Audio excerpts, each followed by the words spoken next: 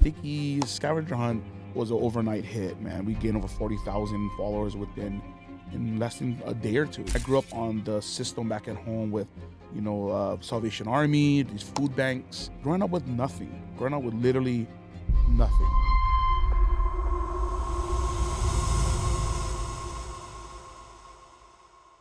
What's up, risk takers? Welcome back to the Double Down Podcast. I'm your host, DeAndre Woodson. And if you're ready to stop playing small and start building the empire you are meant for, you're in exactly the right place. Before we dive in today's game-changing episode, do me a quick favor. If you're listening on audio right now, smash that follow button and leave me a 5-star rating. It literally takes you 3 seconds. And if you're watching on YouTube, hit subscribe, ring that notification bell so you never miss the strategies that could change your entire life. Today, we're gonna be talking about marketing and pivoting in the business world. And I promise you, this isn't your typical podcast. Joining us is Royce Shepherd, also known as Poi, the mastermind behind Sticky Inky. With his innovative Find Sticky scavenger hunt, Poi has transformed the way we experience marketing in Las Vegas. So buckle up, lock in, because we're about to double down on your success. Appreciate that, brother. Hey, no doubt. What's up, guys? Thank you so much. Obviously, you guys and Double Down Podcast for having me on here. Man, I appreciate that. Yeah, I love it. Yes. Thank you for making time. I appreciate it. Of course, man. I'm glad we can link up. Absolutely. So I wanted to start off on this thing, man. You have had literally the entrepreneurial journey. Yeah. And I don't think everyone actually knows. They know you from Sticky Inky. Yes. And we'll touch on that. Let's think, man. I began my entrepreneurship, I would say, back in 2017. I began it. A little bit before 2017, but my older brother, he's a big pioneer in the cannabis industry. Right. I came from, and I learned a lot from him with business in general, especially the cannabis side, and just kind of when I got away from the 9 to 5, I had to fully dive into entrepreneur, right? Just being a business is not always glitz and glamour, or like everybody sees. It's a lot of trials and tribulations, but I had to pick it up quick. I had no choice, but. Yeah, I dived it in, man. I created my marketing business. It was called Black Salt Marketing with my wife, Elizabeth, and my partner, Francis. We did that and came up with that concept. Cannabis before, when it got legal 2017, it was wrecked before 2016. And then 2017 became fully legal out here in Vegas. Right. You can push it. And it was a good experience and overall learning curve. Right. Starting a marketing business, especially in the cannabis world. Right. So we created that overall. And then, a couple years down the line, 2023, 2022, we opened Sticky Inky.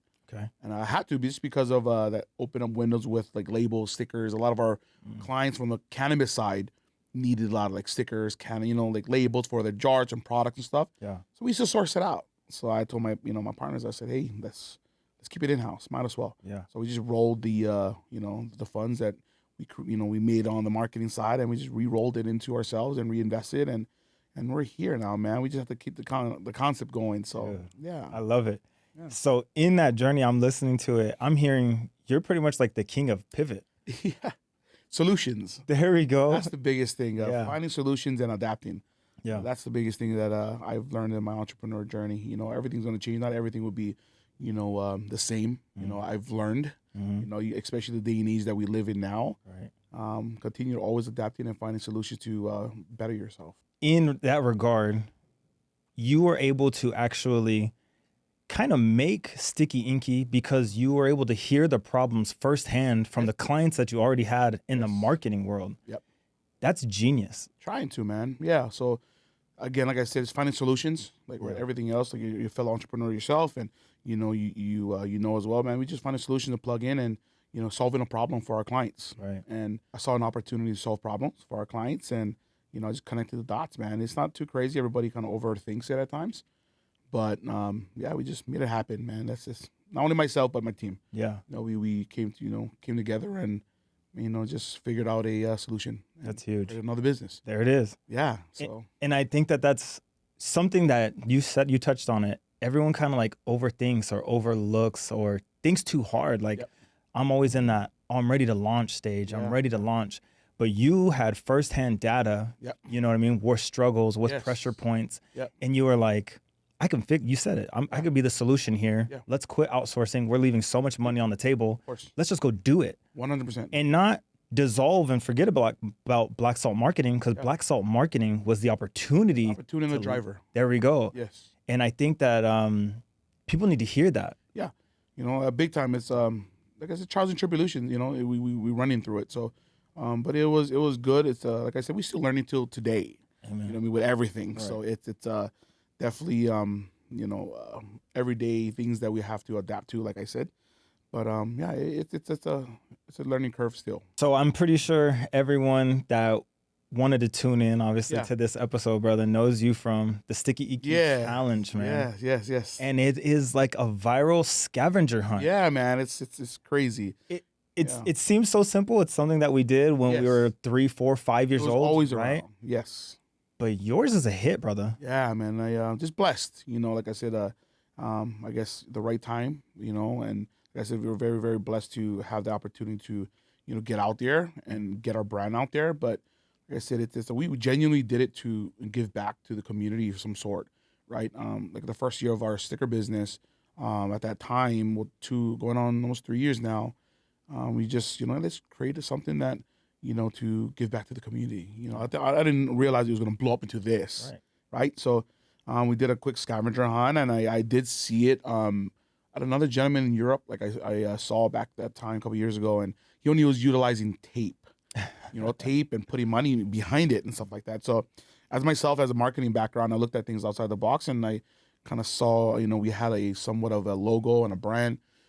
So I had to kind of create a way, if we're going to do it, we might as well get our brand out there. Right. And, say, hey, we're a sticker company. Let's try to hide this money behind the sticker, before everybody kind of was jumping on board and realizing it. But we started doing it. And then, the sticky scavenger hunt was a hit.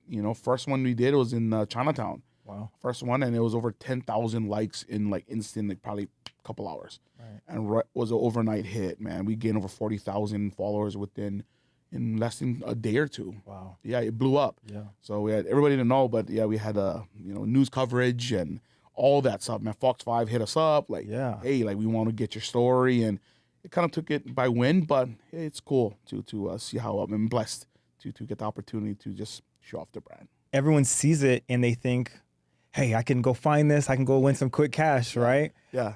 But you hit it on the head, brother. It's actually marketing. It is. I don't think the world really grasps the concept. Not necessarily, right? And like I said, I do have the background, right, in marketing. And like everybody realized once they realize, okay, I see what he's doing. But I genuinely, like I said, we give back, right? It's a big community thing, and we try to push. But like I said, we turn into a cool marketing that helps our business. And, like I said, more people that knows my business and our business and supports us, we give back. It's like that Robin Hood thing, right? We take from the rich and we give back to the needy, the much needed. So yeah, man, it's just cool. I love it. Right now, the company in itself, Sticky Inky, the brand, I know you for the more services that you offer. Yes. Obviously, we have a good relationship. Yeah. But go ahead and let the people know, brother, in case they don't know what else you do, because I think everyone thinks sticker. Cool. Yeah.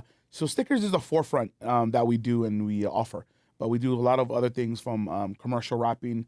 We do exterior, interior, buildings and car wraps. If you guys didn't know, we just did a trailer last night or yesterday. Fleets and stuff like that.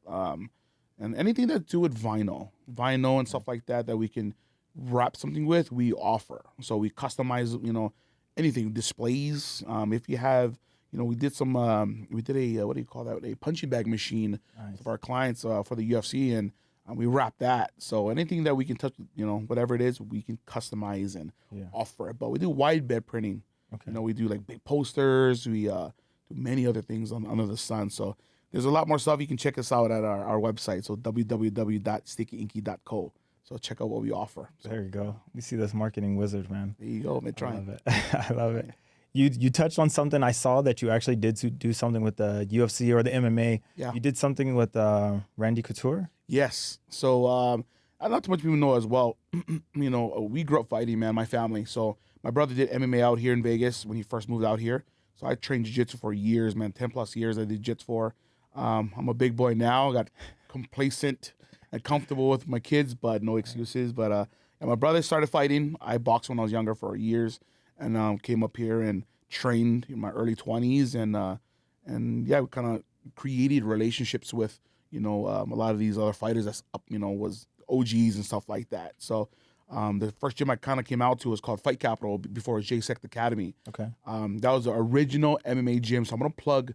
I'm a boxing coach. His name is Skipper Kelp. Jason Croco guys, King guys. Shout out to you guys. They're the pioneers, man, of MMA. If you guys didn't realize, these are guys that had an imprint of the UFC. Okay. So my boxing coach, Skipper Kelp, and John Lewis, they're the creators of J-Sect Academy. So John Lewis is the one that fought in the MMA scene out here that brought the Fertitta brothers to end up in the UFC with Dana White. Right. So they're the ones that we built the relationships with. And fast forward today, and we just kind of capitalized on it. And I know everybody know, Couture, Extreme Couture, been out there for years. And yeah, we just kind of created that relationship. Let them know, hey, man, we want to help wrap your walls and stuff like that. And we connected with mutual friends, and we executed the game plan, the project to wrap their walls in there and with some branding. So it's cool. I want to touch on this. Is you've said it a couple times now, is like collaborating and working with people. Yep. How important is that? Not only like in your industry, obviously, but overall in business and for entrepreneurs to know. Like a lot of people, again, they get the construed of they don't need anybody, right? They rather do competition over collaboration. I'm the opposite. I'm always collaboration over competition. Don't get me wrong. Friendly competition is always good. Always good to keep us on our toes, right? But I'm always open to collaborating, and I feel like that's what makes us different to a lot of other businesses. And I see how successful we are now, trying to push through. Is that we're not, we're not think we're the best at everything we do, but we're open to collaborating with everybody from the small businesses to everybody else. We keep it open, man. We play Switzerland here. We're cool with everybody, and that's how we move, man. No hatred, no bad vibes. It's all about the good vibes, and where I come from is called aloha. So that's why I got raised with that, and yeah, man, it's collaboration. It's a plus. A lot of these business owners are not going to realize that till later down the road. But if you got a business, guys, collab. Don't be. It's not bad. It's get both. It can help each other out here in Vegas. We need more of that. Are you ready to turn your dreams into reality? At Deviant Consultations, we're here to guide you. Complete white glove service every step of the way. Whether you're starting your credit repair journey or you're looking to get business funding, we've got your back. Go ahead and screenshot or click the QR code below and schedule your discovery call with the team. Let's make your dreams come true together. No, I'm a huge proponent of it. You said it and you hit it on the head. I would rather collaborate with anybody because I can not only help myself, help this other person, right, and maybe speed up them on their journey, but I know I can grab something from them. Yes, of course. Because everyone's lens is different. You know what I mean? So I'm huge. I love it. And I thank you for touching on that. Oh, of course, man. That was awesome. Good question. I want to kind of touch back on the Sticky Inky brand. Yeah. This mascot. Yes. This is an incredible creature. Yeah. And this mind, I'm not an artistic person. Yeah. So I couldn't even think or dream of it. Yeah. What is it? Whose was this idea? So, like, I want to take you guys for a little, backtrack on the journey of us. But again, I pay tribute to my cannabis roots. Right, like I was in the cannabis industry out here for a while, like I said. So, my wife, she's the head graphic designer in the operations of our business, Elizabeth. So she's the one that does all the graphic design, creative side, right, the creative mind of it. So, and my other partner, Francis, he does like a lot of the photography, videography side and aspect of the stuff. So we got together, we were like, hey, like we need a name for this business. So we're like, we're literally sitting in an office, was literally less than 8 feet by 8 feet when we used to do some other stuff for other clients. I'm stuck in one office, 3 of us now, small office. And we're like, okay, guys, well, we have this machine. We got this business about to be pushing. We need a name. So I kind of, me and my partner Francis was thinking like, okay, well, we're coming from the cannabis side. What should we name it and pay homage to the cannabis? So I kind of, he put out there, let's throw Sticky Icky. And I'm like, well, I feel if we're going to try to be a overall general business, for everybody, I don't think that's going to be a good line to cross, especially with the younger generation, right? Which are push. But I said, what about Sticky Inky? And so Inky, obviously paid tribute to like the, vinyl, all that stuff, as well back to the cannabis side. But as well, we use the octopus, just because, or a squid. We want to utilize a squid before but octopuses shoot ink out as well. So Ah, I kind of paid that homage with like somewhat of a connection of the ink and and a creature. We had to give them a logo, some mascot. So we say let's go with the octopus and yeah. name it Sticky. And we created the brand, and I don't know, man, it just went. It's a hit. It's unique, right? We're definitely, when we put it in people's minds, they're gonna remember that image, right? So didn't want to be too general. No, I love it. I'm glad that I got you to explain it because I had no idea. Yeah. I know a lot of people wonder, like, how did that come about? But Yeah. that's the little quick, run back for it. You said earlier about giving back to the community. Yes. And you kind of made the analogy of Robin Hood, right? Yeah. And I see that with you all the time. Yeah. You're always in the community. Yeah. You're always trying to lend a helping hand. Yes. Where did that come from overall? Man, it came from my upbringing, man. Not too much people know about this. I said it on a few, other interviews I've done before, but I grew up with a very, very rough life back on the islands. Not everything is paradise where I came from. So I'm originally from Oahu, the capital, Honolulu. I'm from the east side. It's called Waimanalo, small town, man. So again, it's all country, and but back at home, you have nothing better to do besides, if you're not playing football, and basically military of some sort, or you're stuck, and what else better to do is get in trouble. So yeah, man, I got into trouble a lot growing up, and nothing to do, and I end up, just trying to find myself. Right. And but again, that came from the broken home. Both parents was on overall, battling their own demons, and it was really like the drug addiction. And unfortunately, I lost both parents in the last 3 years. Sorry My about father, it's all good, man. They're in a better place. My father passed in 2022, and then my mother just passed away last year, 2024. Wow. So again, I got raised in a tough atmosphere, and that kind of taught me how to grow quick. And when I look at, I grew up on the system back at home with, Salvation Army, these food banks, growing up with nothing, growing up with literally nothing, right? And homeless. And literally my mom and me and her, we used to sleep in a public restroom up in back in Hawaii and in Macaulay. And my mom used to, watch me sleep overnight, and I used to go to school, and we used to come back to the same park, and just growing up with that, that's why I kind of stuck in my head to try to give back when I can. I'm not a millionaire, man. I'm blessed to have a roof over my head, food in my fridge. My kids have clothes. I'm not the overzealous type of person. I'm smart with my financials and stuff like that. But with community, it hits a piece of my heart where I have to give back. And I feel that's my calling, man. If I can give back and especially plug away, I will, because I know the upbringing when I came up was nothing. Yeah. So that's why I'm very heavy in the community in that aspect. We literally met at a community.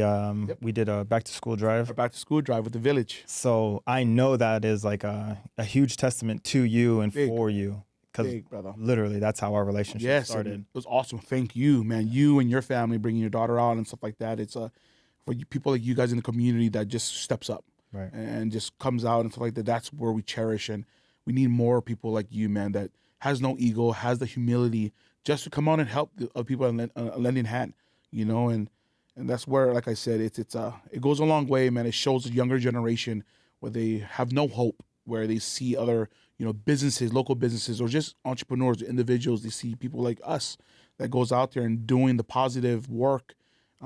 They see it. These kids, they're not stupid. Right. They understand. The generation, everybody think they are bringing a different way, but they will remember, what people like us we do to help. It was honestly a pleasure, and I wanted to bring my daughter specifically for I want her to grow up in that life, you know what I mean, of giving back and serving. So it was a monumental moment for myself, but thank you, man. I appreciate it. No, glad to have you, and thank you so much. Wait till the next one. Hey. We have a pretty big announcement we're about to do. So I know last year with the village, ourselves, LVMPD, OCE, as well with the other village, we work with, as well myself, we're combining our back to school drive. Wow. We did we probably supplied close to over 4,500 to 5,000 kids. Wow. In the span of less than 1 week. Amen. So we're about to release some news here soon that we got a big facility that we're going to try to do some cool things, and we're going to try to break a record, well, the Guinness World Record of backpacks and stuff like that. There we go. Stay tuned. Yeah. We're going to release some news for it. I want to go back to your marketing background. Yes. And you being able to understand that you have something on your hands with Stinky Inky, Yep. your scavenger hunt, Yep. and the way that it's blown up. Yeah. Are you doing anything specific, like looking at trends, or are you keeping track of like viral moments of Yep. what's working and what's not to like double down on things? Yes. Honestly, yeah, social media in general, right? Okay. It's a in the market for myself, the marketing that we do, our marketing is a big umbrella, right? We do a lot of content marketing, right? It's social media management and all that stuff. So I do have to keep up with the trends and what moves and learn the algorithm of obviously the forever moving, with Meta. Right. So I gotta adapt to whatever it is. But yeah, of course, I look at the trends and see what's popping, see what's working. Obviously, plug in, some work, some don't. But that's how it is. Yeah. But I'm very consistent, and that's the biggest thing. Obviously, you see my social media and what I do. I post almost every day. I'm always got to be on the store to show face, got to show the branding, the face behind it, and stay up to date with it. So that's the key, man. And that's a lot of businesses don't understand. They think social media is I'll jump on it when I jump on it, but it's a free platform where you can utilize and push your business. But again, that's why they hire people like us to go in there and do what to do. So I know Black Salt Marketing was the springboard that led you to Sticky Inky. Yes. But now with so many people knowing Sticky Inky, is it now a back springboard to the marketing company? Yes, man, good question. Yeah, that definitely Sticky to the driver, man. It's the driver's seat now. But again, it complements each other perfectly. Right. Just because of Sticky has the platform, but behind that platform is the engine. There you go. And we call Black Salt the engine to really make these concepts that we do, work. So we do the back end of the overall content marketing, see what's working. We utilize our Black Salt, right? Black Salt, all our team there. I do have an awesome team, man. I got to put them, every time I get an opportunity to shout them out, is my team. There we go. My team, that's just, I wouldn't be here myself as one of the owners if it wasn't for my team. So they're the ones that really make things work, day to day. So yeah, Black Salt, it kind of flipped, but it complements each other the right way. Yeah, and it's easy, what I mean, to go hand in hand. Yep. And being able to, like you said, keep all of the money in house. Yes, 100%. I mean? Like, keep it in house. Like I said, we're small but mighty. There we go. And we're definitely growing, and we're just trying to better it every day and critique it and tweak it and try to see how we can better ourselves in the company. So can I ask you this? So you shared with us obviously your background, and I appreciate you sharing that. And then where you are today, but you said it, you have to post every single day and show face every single day. Did you always have this personality or this I can be forward facing, or did you have to grow into this? No, honestly, I was always open, man. My wife she tells everybody, man, I'm the type of guy, call it Mr. Aloha, man. And Mr. Aloha means I talk to everybody. And I get that from my parents. My parents is genuinely good people, besides battling their addictions. We're not ashamed to talk or to even lend a helping hand. I was always open to drive a conversation, to just learn about other people, and I was always like that. I was never to be, closed off. We're total opposite. Me and my wife are total opposites. Yeah. My wife is the one that is really quiet, around people. She don't say much. I'm the one that do the talking for both of us. Right. So yeah, it came natural to me, man. And I feel like I like to tell myself I have a good personality, but my wife like to tell me otherwise. So I try to, just go with it and just be myself. That's the most genuine way to do it. And I feel like why I am very adaptive with other people. And, they when they first meet me, they're like, oh man, you're cool.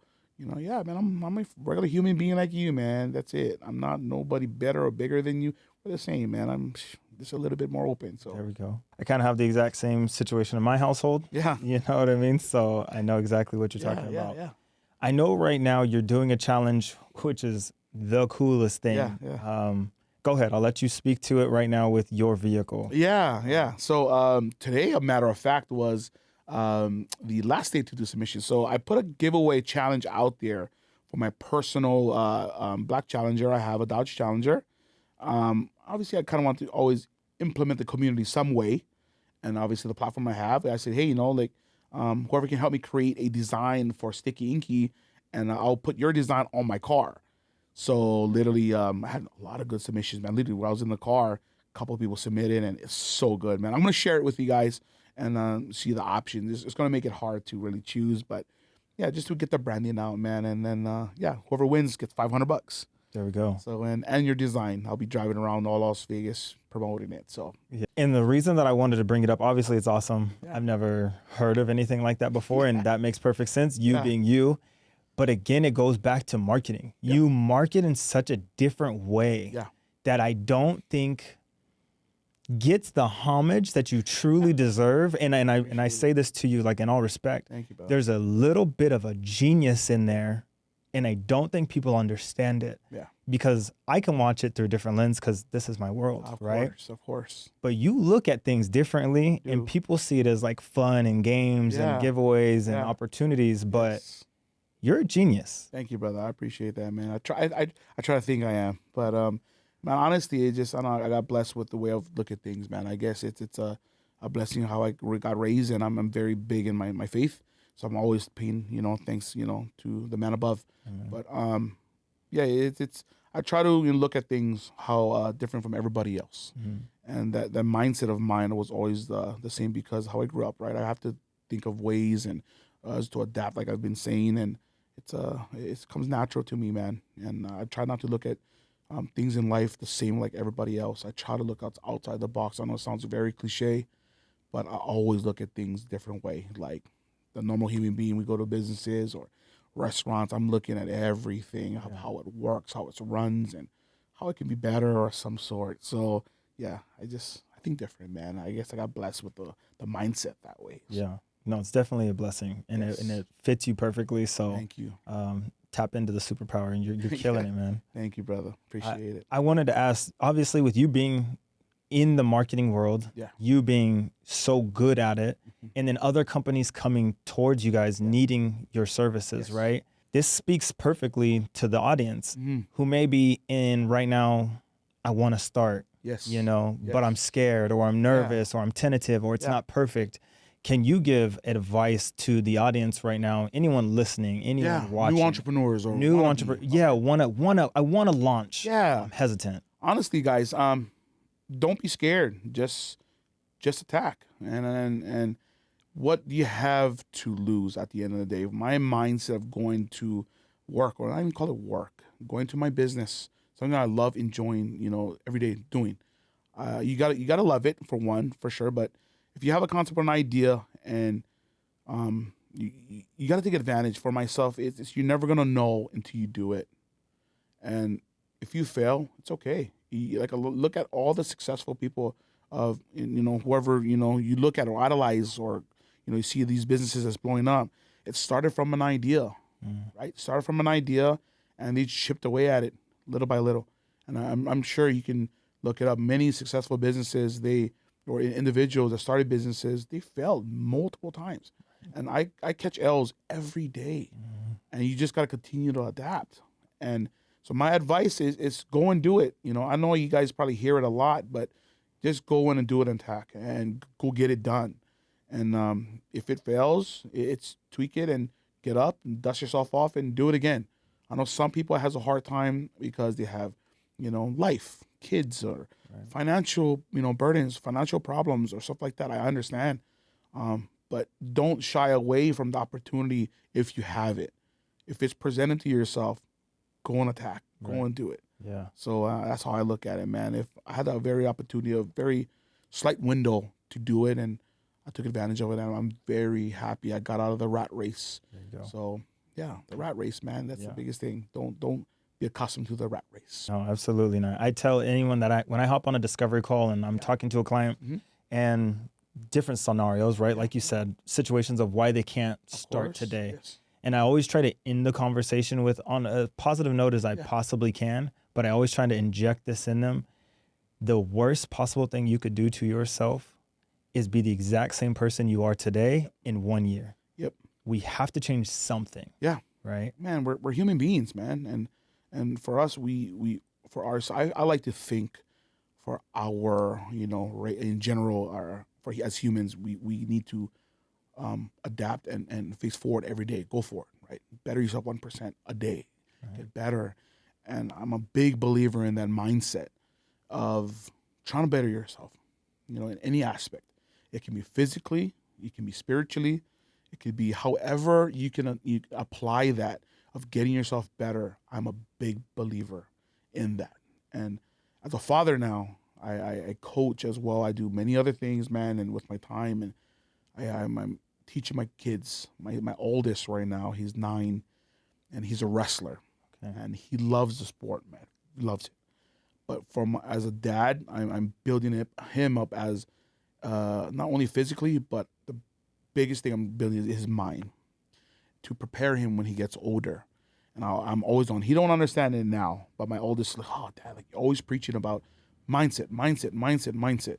I tell him every time, man, if you have the strongest mindset, and especially in the athletic or in that realm of competing in sports, you can be the toughest guy out there with the weakest mindset. You get overran from someone that has, not as strong as you, but the biggest grit and mindset that you can have. You can always overtake that.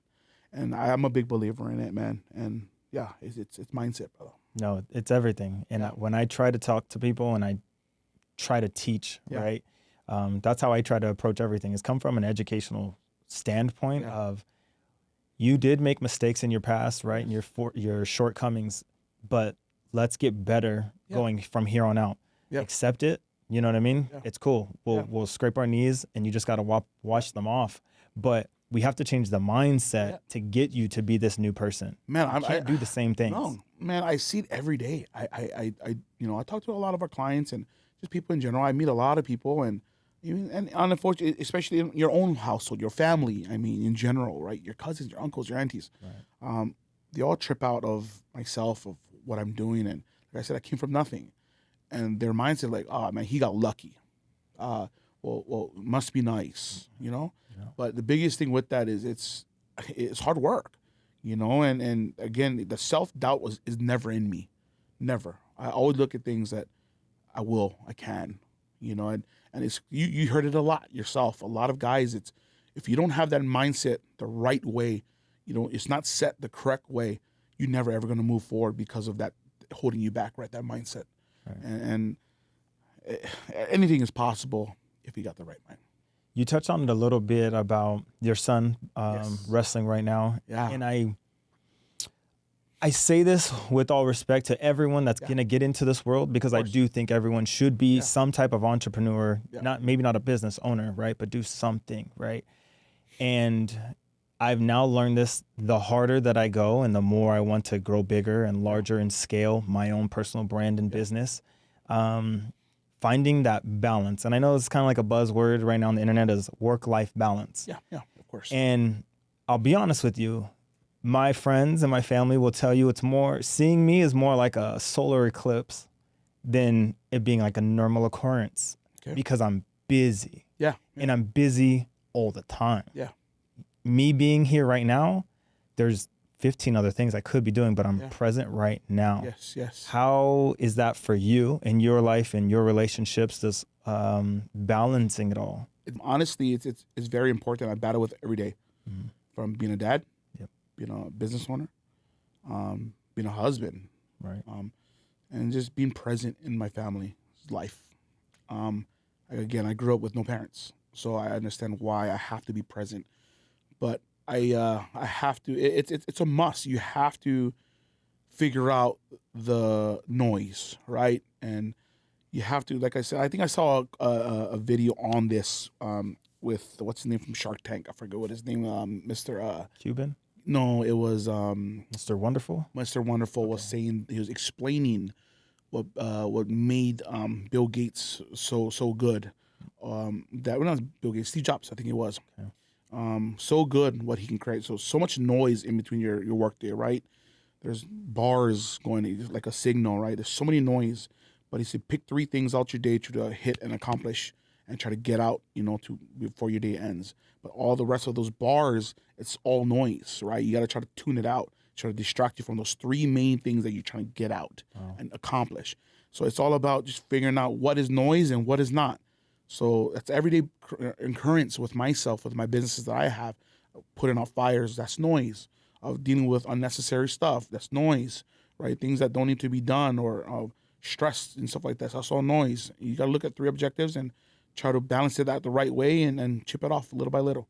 So again, it's very important to find a balance in our work as entrepreneurs, and being dads and being a husband and all that stuff. So it's I try to balance. I run with it every day, and I do get chewed out a lot from the missus, but it comes with it. But I'm trying. We're human, so balance is important, and I feel like I'm doing a okay job right now. So that was perfect. I think the response. I'm doing an okay job. Yes. Yeah, I'm in the same boat. I'm trying. Yes, we're trying, and that's all we can do. At least we're trying. And like I said, it's an everyday battle. If something presents, every day is new. Right. So as long as we're trying and trying to adapt and not make the mistake again, like the day before, we'll be okay. That's all right. Chipping away. Another aspiring entrepreneur or brand new business owner, what would you say, if off the top of your head, what are three things that they're going to run up against or run into, whether it be good or bad, right? What are they going to have? Let's go negative. What would they going to have to overcome? Obviously, financial burden. Okay. Right? Financial burden is one of the big keys in running a business, especially if you're bootstrapping everything yourself. Financial burden. Self-doubt, right? Self-doubt when stuff don't go the right way. Always, doubt yourself, like we just talked about. Oh, man, does this work? Is this the right choice that I create? Is this the right path? Is this something I should be diving into? Self-doubt is the main thing that can destroy it. And then the next one I'll feel like is, I would say being inconsistent or inconsistent, not being consistent. Because, not only self-doubt, right? Financial burden. Especially if you try to build a business, if you're not consistent, that's one of the main, tripod of those legs that will go out. Right. So it's biggest is consistency. Absolutely. I feel that, my opinion, my experience. Right. Because I've run other businesses that failed. I used to own a pressure washing business and stuff like that. I did many things before. Yeah. And I wasn't as consistent as I needed to be.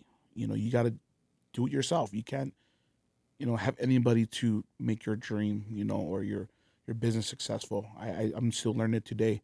If you really need to get things done, and you got to do it yourself at the moment, right? Especially you're growing your business. So, yeah. Man, so again, I called you the king of pivot earlier. Mm-hmm. You've pivoted multiple times. Yeah. Very much so. Yeah, I had like a cannabis cruise bus I created in 2016. It's called the THC Tours. I was going to do that because of my plugins for the dispensaries and stuff like that, and that failed. I literally bought a Sprinter, a Mercedes Sprinter, brand new, with me and my partners, brand new, and it failed, man. We couldn't get the state to approve it, and we made stupid decisions that we went to go buy a $80,000 bus, and we ended up selling it for $30,000. Man, just doing this stuff like that we didn't know what we were doing at that time, and kind of bit us in our butt. But again, I wouldn't change it for it because it was experience. Absolutely. You had to go through the journey. What was the plan? Like to drive around the strip? Yeah, man. Yeah. No, so basically it was so I had a lot of relationship capital with a lot of these owners that own these dispensaries. Mm-hmm. So what I was going to do, have brands help, come in, sponsor, whatever it is, pick up these people from their hotels. Because obviously in Vegas before, still now, you can't smoke at casinos, right? You can't be smoking in the rooms, stuff like that. So we're going to make it a whole luxury experience, pick them up, from their casinos, whatever it is, take them to different dispensaries, show them the brand, get them discounted on the products, and go take them off to like a hiking stuff, like Red Rock, or so let them do their thing and enjoy, and then, take them around as well, show them how it's grown.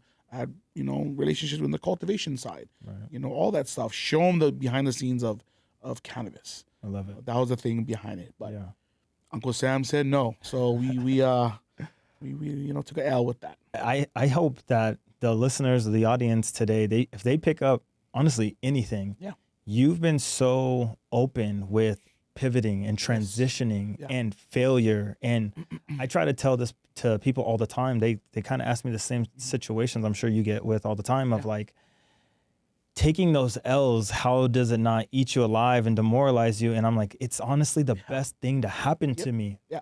I have to learn from something. Yeah. If I do everything and it's 100% all the time, I'm just gonna be like, oh, it's me. Yeah. Agreed. I have to fail and something has to go wrong so I can become better. So it's just data coming in. It's a good thing. It's a learning curve, right? And I've been saying you have to learn from your L's and experience, the trials and tribulations. You got to learn from it. And I feel that's what was setting me up for the success that I'm experiencing now. Right. So I had to take those L's, build up, you know, and set me up for now. Yeah. I hope that they are able to decipher what we're talking about and take this, right? Yes. Because this is what it's all about. Yeah. It is the mindset, it is trying, it is failing, it's overcoming the failure, getting back up and starting all over again because you hit it on the head. Right now you're riding the wave of success. Exactly.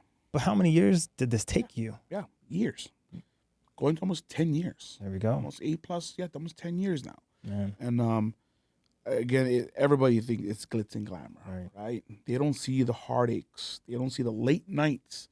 They don't see the hours put into it. They don't see the planning, just the hardship of, you know, your household, you know, and running a business. Everybody thinks it's taking that, you know, and I'm the big boss, this and this. Oh man, like it's not the faint of heart for, you know, the weak. Absolutely. You know what I mean? So like I said, sometimes we taking those and you got to cover payroll and you're like, oh man, like how you got to pay your people. Yeah. You know, and you got to pay it out of your own pocket, especially if you're bootstrapping. Absolutely. So it's just every day, man. It comes with it, man. But I wouldn't change it for the world. It's the financial freedom or just freedom that I have. I can do whatever I want to do at the moment. If I want to go spend the day with my kids, I will spend it with my kids. Right. You know, that's the luxury of why I chose entrepreneurship. So love it. Yeah. I tell my wife all the time, I think that the best show, or if it became a YouTube series, so if this happens, I was the first, just know this. I think the greatest show would be to show an all-day vlog of behind the scenes of a true entrepreneur's life. Yeah.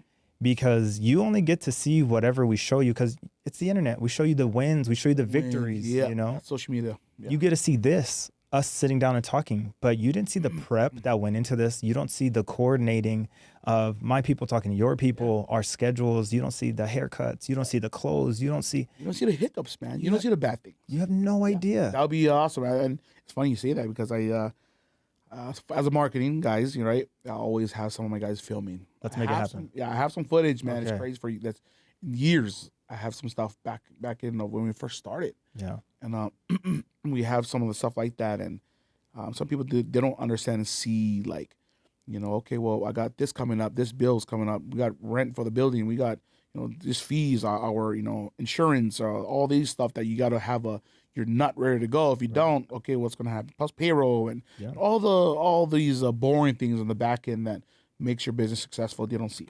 Right. And sometimes, man, you take L's, like I said, and you got to come on scramble. How, man, how I'm going to pay for this? How I'm going to do this?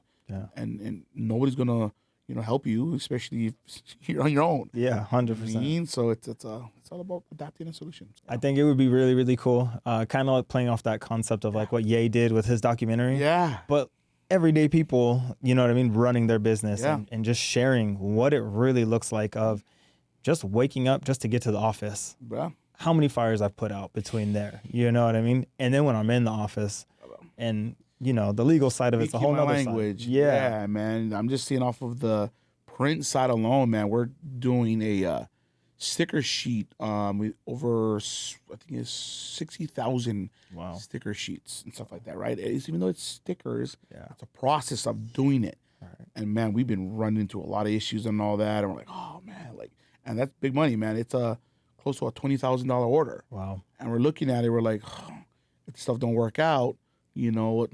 We lose. Yep. You know what I mean? At the end of the day, you know, what if they want a refund or what if they will need this? You gotta make sure you stay prepared, dialed in, and making sure you're putting these fires out before it's, your whole business goes up in flames. So How many stickers do you think that you guys actually do a day? oh man, we went over 1 million printed.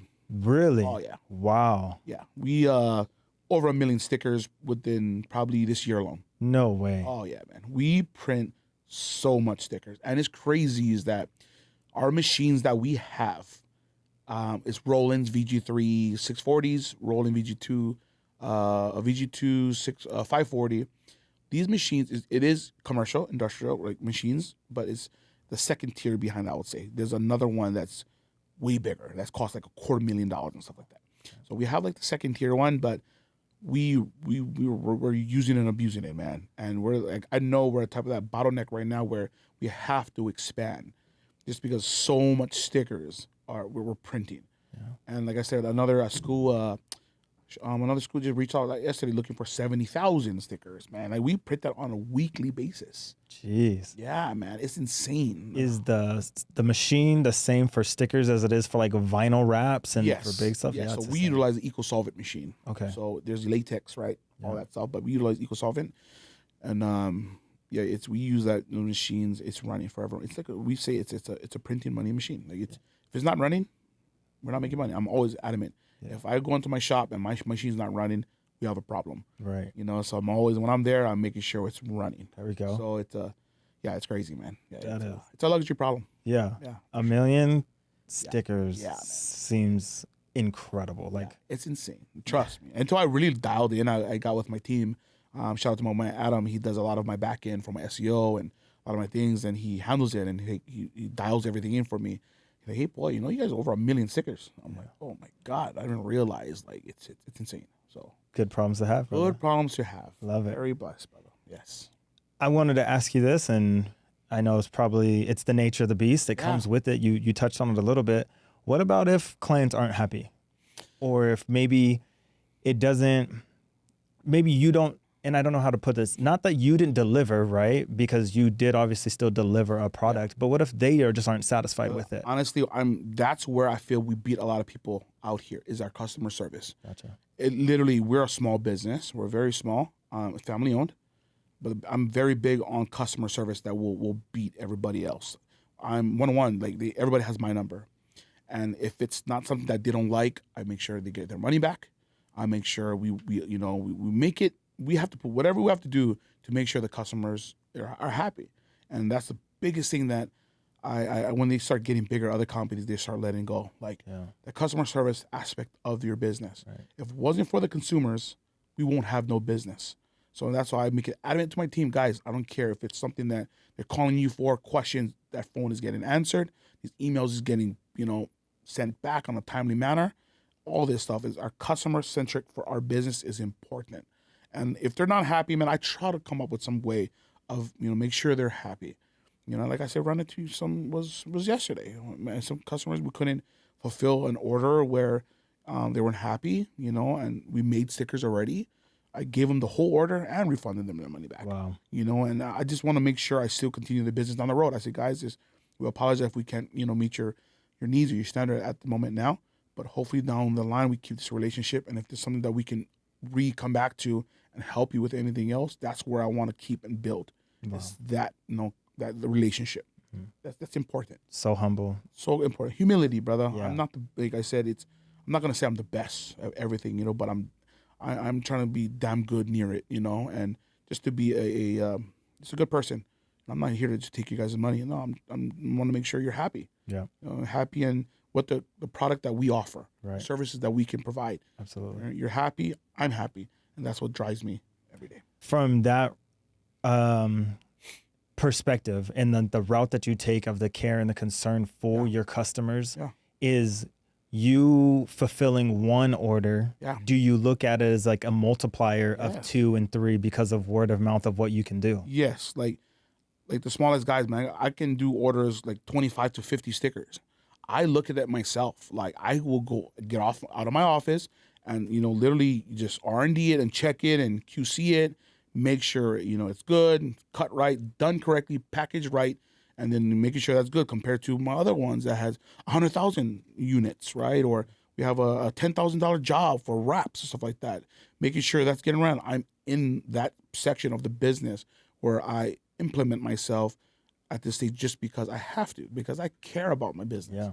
You know, and that's why I feel that, again, what separate me from the average, business owner, entrepreneur, is that I truly love and care about my business. Yeah. I water it, I treat it, from the smallest customer to the biggest customer. Right. And that's where I make sure I keep that standard of all orders. That's powerful. Yeah.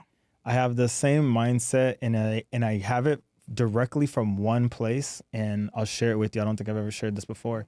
So my second job, I worked at In-N-Out growing up, and on every single check at this day, we were still doing hard checks, not direct deposit yet. Yeah. It says the customer paid for, or the customer gave you this check, like in big bold letters. You know what I mean? Like it was a yellow check with red writing, and I saw it every single 2 weeks, and I was just like, "You're right." You know what I mean? Like me making these burgers or, cleaning the tables, like the customer paid for this. And brother. It's powerful when you have that type of mindset. Yes.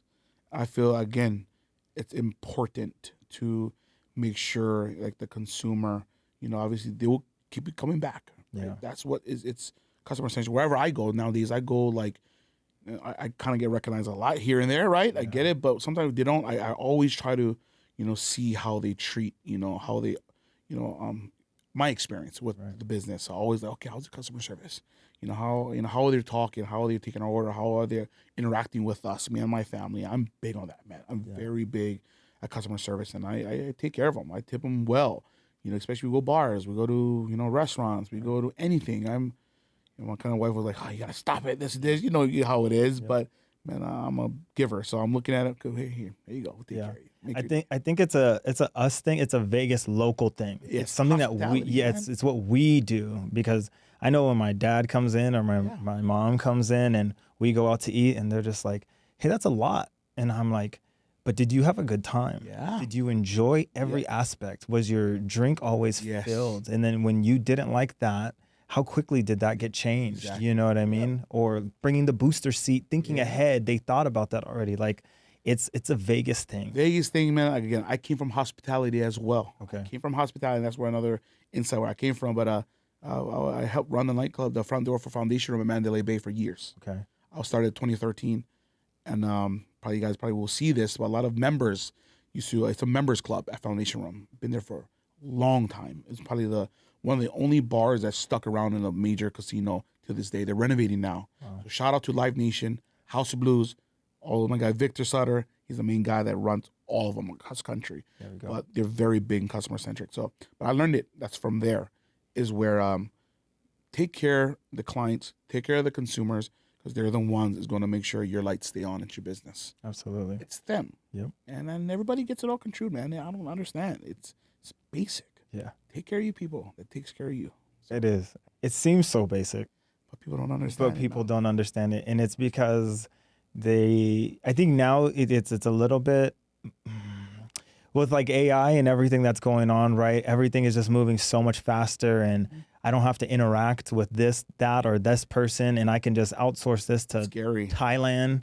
You know what I mean? And they never even meet their team. Yeah. I definitely think that customer service mindset is diminishing. So to hear you say it is really, really refreshing. Have to, man. Yeah. Again, it's just, I'm big on it, man. I'm very, very big on, customer service. Yeah. Can I ask you, what, in your perspective, what has been like the biggest moment or the most monumental moment for you running your business, or even for your team? Like you guys, like, we did it, guys. Like, what was that, if you don't mind sharing? Honestly, it's to the point where a lot of our some of our workers, if they need a day off or just, stuff like this, I can. Like, hey, just take the day off. Don't stress about it. There we go. That's where I feel we win. Like, things that we can do, especially if we're super busy, of course, but if they need the day off or we need the day off or ourselves, like, we can take it. Right. And not hear no backlash or nothing, back from me. From the 9 to 5s, I need a day off. You can't. Right. You got to go. You got to show up. Right. And that's why I feel like we made it, is because if I want to take the day off, I can. There we go. Or if my team wants to take the day off, they can.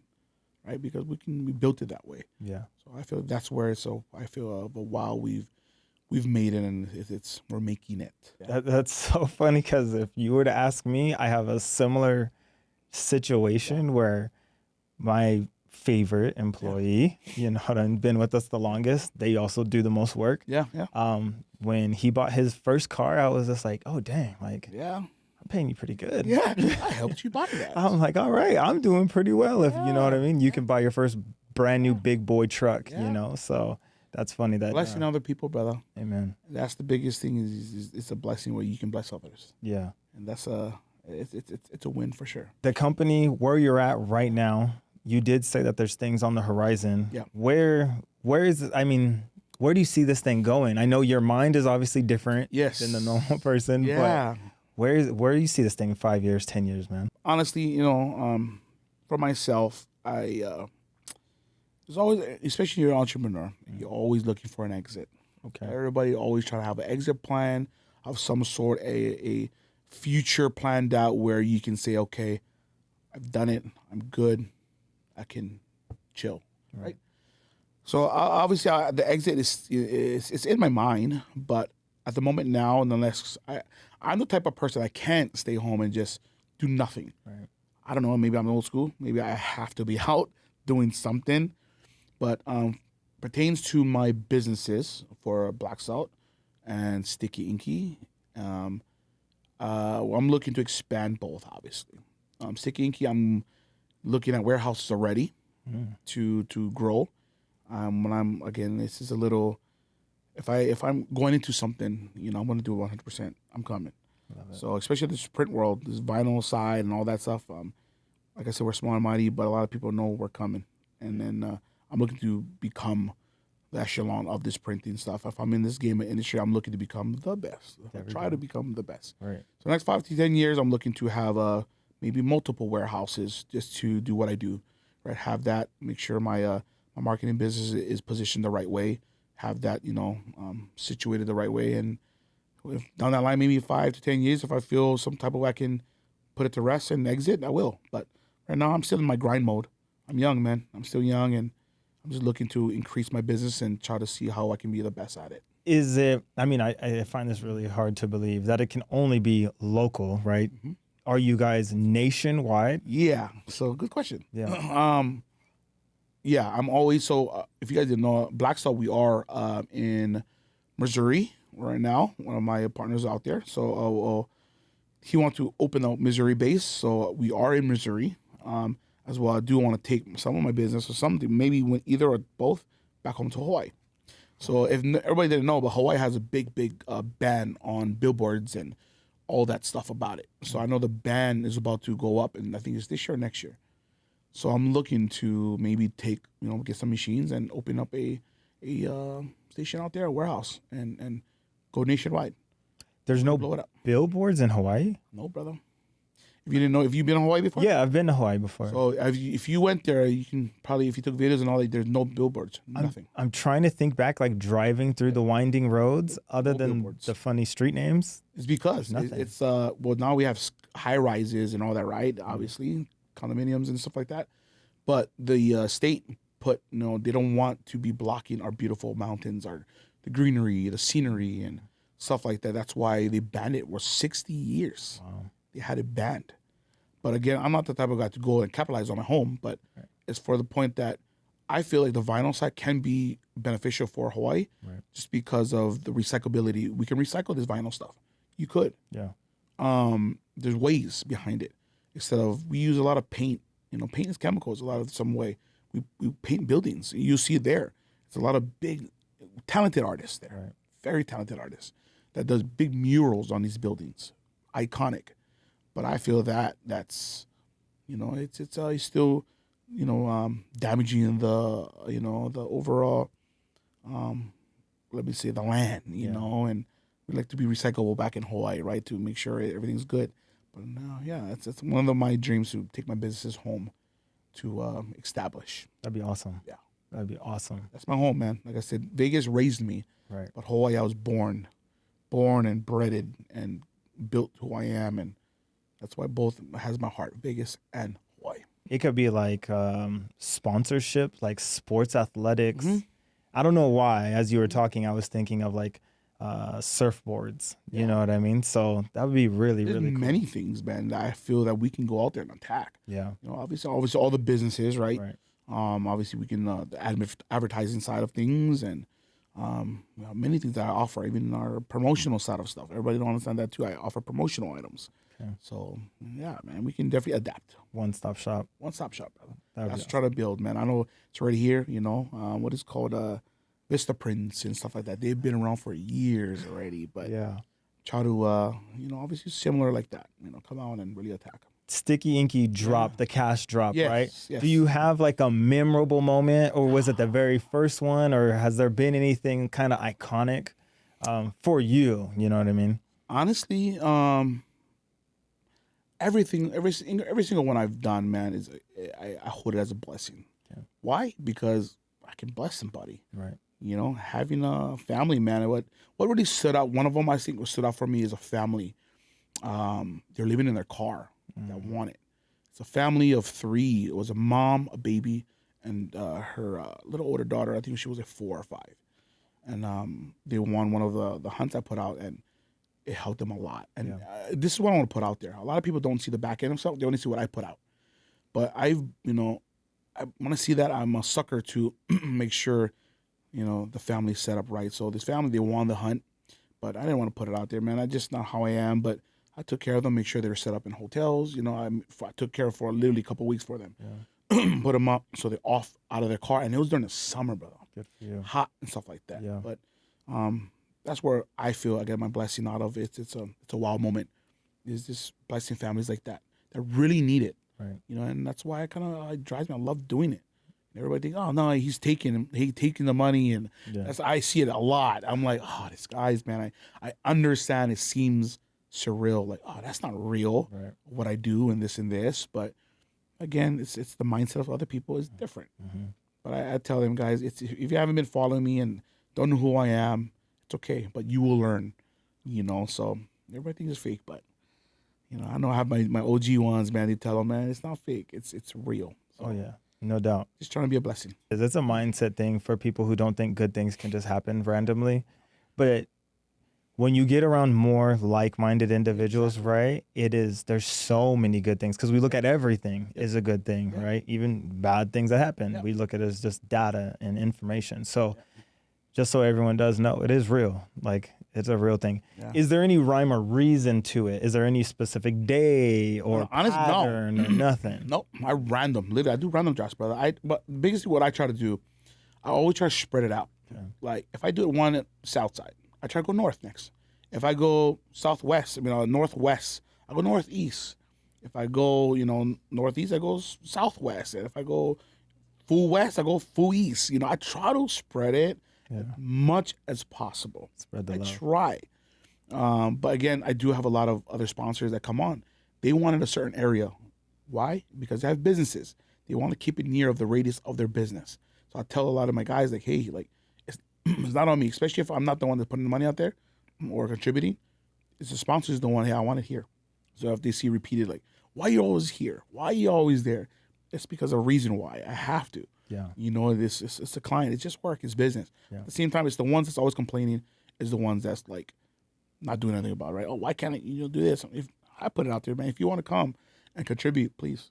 Right. And let's blast it more together. That's powerful that you being like the person that you are, the heart that you are, the care for the city that you have, other people have reached out to you and wanting to be a part of it too. I didn't know that. Big time. Yeah. I have other businesses, man, like multiple business. I've done probably over 40, close to 40 businesses I collabed with already. I'll show on my sticker wall.